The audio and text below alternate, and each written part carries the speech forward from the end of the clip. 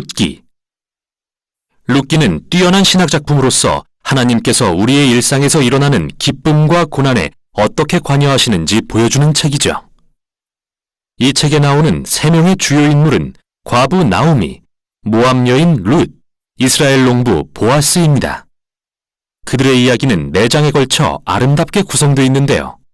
어떤 이야기인지 펼쳐보죠. 1장은 사사들이 치리하던 시대에 라는 말로 시작하는데요. 사사기에서 봤던 매우 어둡고 힘든 시기가 떠오릅니다. 이때 기근으로 힘들어하던 한 이스라엘 가정이 베들레헴을 떠납니다.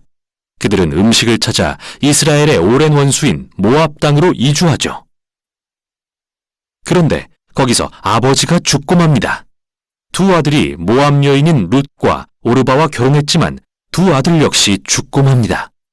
이제 남은 사람은 오직 나오미와 그녀의 두 며느리뿐이죠.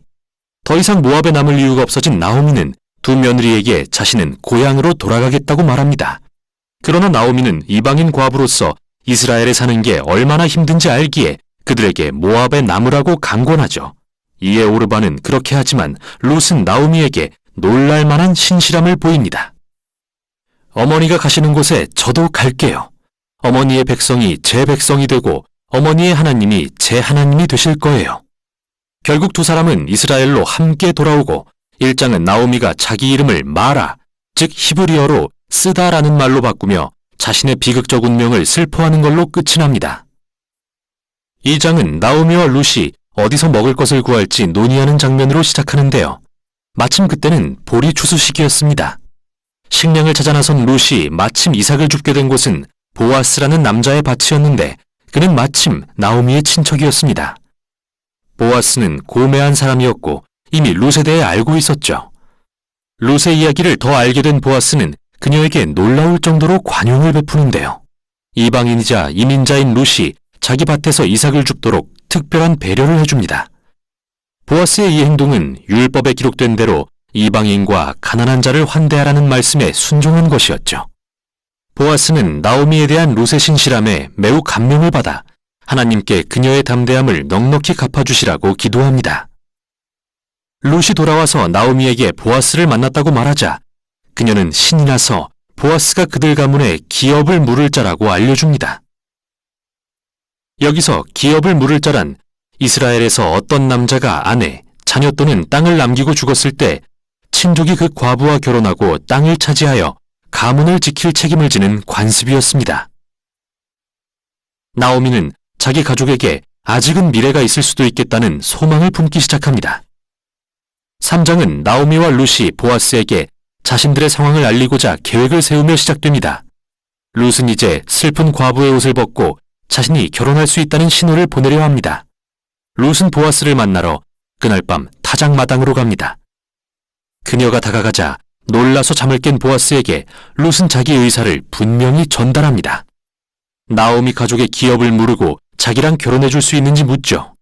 보아스는 나오미와 그 가족에 대한 룻의 신실함에 또 한 번 감탄하면서 룻을 현숙한 여인이라고 부르는데 이 말은 잠언 31장에 나오는 표현과 같습니다. 보아스는 룻에게 내일까지 기다리라고 하는데 이는 성읍 장로들 앞에서 합법적으로 룻과 나오미를 구제하기 위해서였죠. 3장은 룻이 나오미에게 돌아가 일어난 일들을 말하며 함께 놀라워하며 끝납니다. 4장은 룻기의 대단원입니다. 마지막 순간 보아스는 나오미에게 자신보다 더 가까운 친족이 있다는 것을 알게 됐는데 실제로 그는 이 가문의 기업을 물을 우선권이 있는 사람이었죠. 그러나 막판에 이 사람은 모압 여인인 룻과 결혼해야 한다는 것을 알고 이를 거절합니다. 하지만 보아스는 룻의 참모습을 알기에 나오미 가문의 소유를 승계하고 룻과 결혼합니다. 마치 처음에 룻이 나오미의 가문에 신실했듯이 이제 보아스도 그들에게 신실함을 보여줍니다. 이야기가 결론에 이르자 1장의 모든 비극이 반전됩니다. 남편과 두 아들의 죽음이 바뀌어 룻이 재혼하여 새로운 아들을 낳아 나오미는 기쁨을 회복하죠. 이 같은 서두와 결론의 대칭 구조는 더더욱 놀라운데요.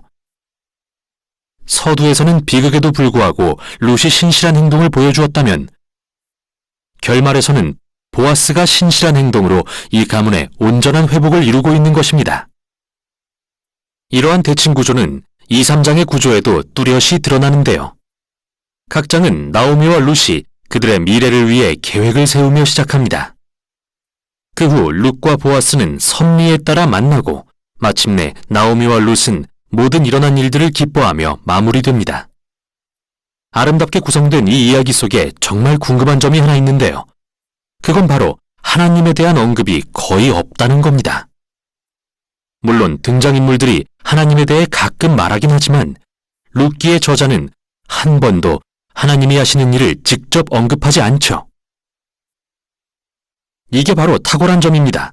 하나님의 섭리가 모든 장면 뒤에서 인물들의 상황과 선택을 통해 이야기를 엮어가는 걸 보여주기 때문이죠.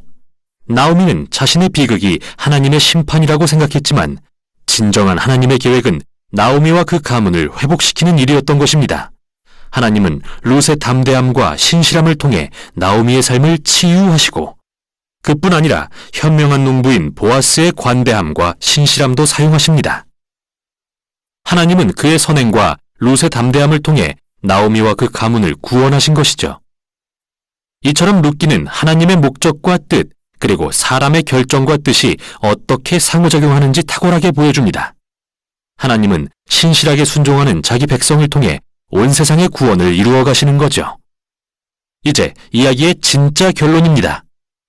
룻기는 한 족보로 마무리되는데 이는 보아스와 룻의 아들 오벳이 다윗 왕의 할아버지가 됨을 알려줍니다. 즉, 다윗으로부터 오실 메시아의 족보인 거죠.